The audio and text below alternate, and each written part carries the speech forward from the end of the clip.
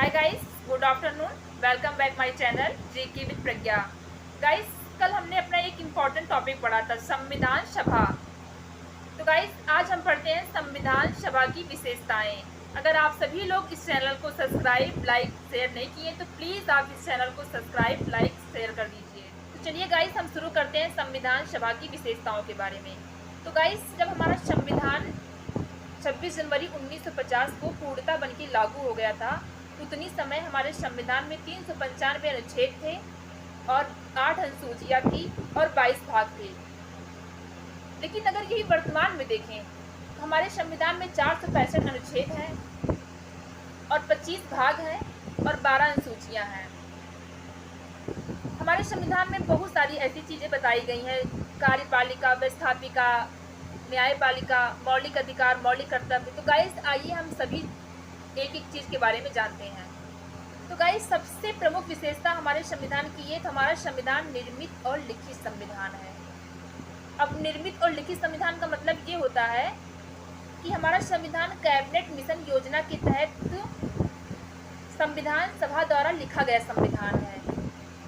और इसकी दूसरी विशेषता ये है कि हमारे संविधान में प्रस्तावना है।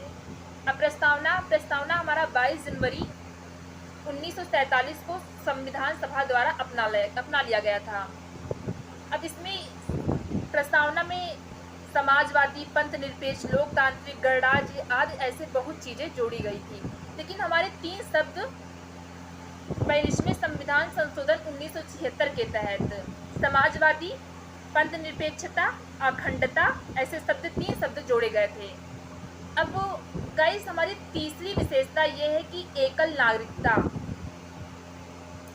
हमारे संविधान में एकल नागरिकता का प्रावधान दिया गया है। आप किसी भी स्टेट में रहें, लेकिन आपको इंडियन नागरिकता दिया गया है।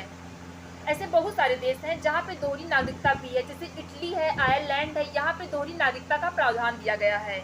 लेकिन अगर यहीं पे भारत की बात करें तो भारत में एकल नागरिकता है।